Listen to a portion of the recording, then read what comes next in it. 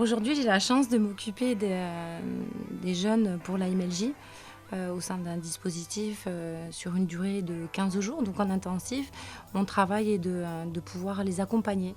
Ils arrivent dans des situations vraiment très complexes, très ambiguës, dans la violence, dans plein de choses. Et aujourd'hui, je les ai sur 15 jours pour arriver à les connecter à eux-mêmes, à ce qu'ils puissent redevenir acteurs de leur vie. Et enfin trouver qui ils sont et ce qu'ils veulent faire dans la vie, ce qui est passionnant pour eux et qui vivent leurs rêves. Après 15 mois d'accompagnement, les chiffres parlent d'eux-mêmes. Sur un accompagnement traditionnel, 30% des jeunes accèdent à l'emploi, à la formation. Avec le coaching, cet accompagnement qui est particulier, qui est spécifique, aujourd'hui 47% des jeunes retrouvent le chemin de l'emploi et ou de la formation. Alors aujourd'hui, je travaille au sein de la mission locale. Je suis un emploi d'avenir, donc je suis secrétaire. Justement, ce coaching m'a apporté de pouvoir accéder à ce travail-là, car j'avais quelques blocages dus à ma reconversion, car je suis passée de danseuse à secrétaire.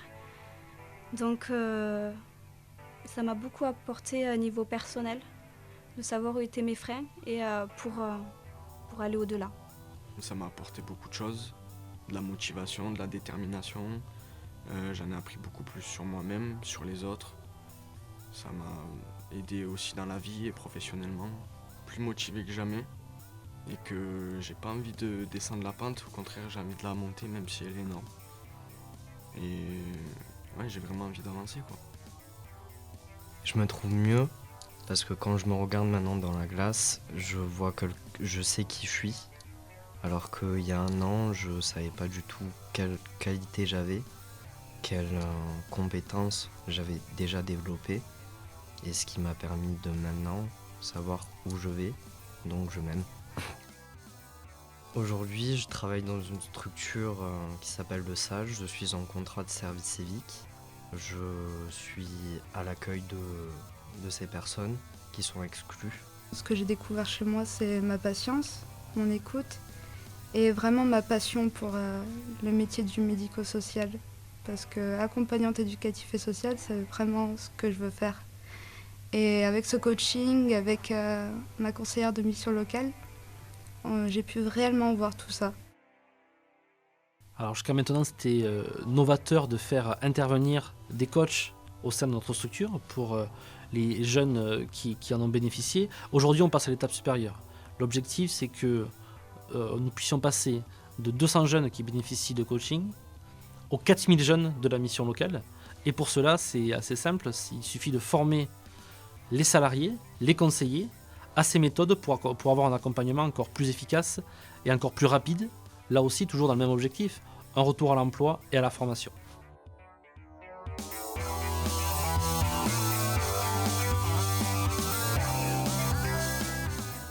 Les outils que je vais transmettre au niveau des salariés de la MLJ, c'est des outils de coaching. C'est-à-dire c'est comment accompagner un jeune, comment accompagner un chercheur d'emploi dans la précision de ce qui est important pour lui, d'être dans la retransmission d'infos, il est dans le décodage d'informations pour faire du sur-mesure. C'est-à-dire qu'il n'est plus là pour décider pour l'autre, il est là pour accompagner le jeune à prendre ses responsabilités, à faire ses propres choix et à monter son propre projet.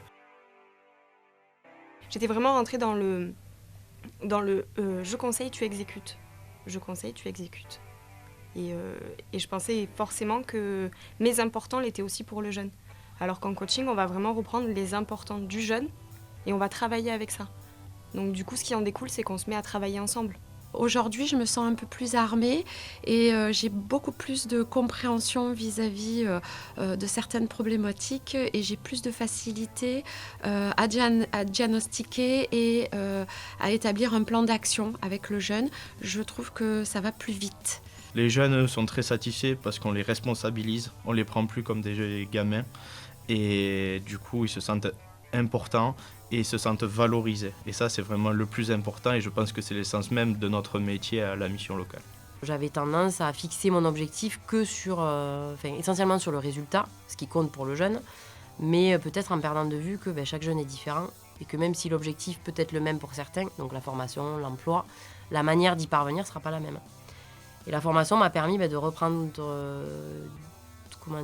conscience de ce pourquoi je faisais ce métier. C'est vraiment la relation humaine. Pour moi, cette expérimentation, elle a pour but de donner des nouveaux outils aux conseillers de la mission locale pour leur donner des clés afin d'aider encore mieux les projets professionnels des jeunes, la capacité qu'ils ont à s'affirmer, à être confiants en eux. Et j'ai trouvé que cette nouvelle méthode de coaching leur apportait un réel plus.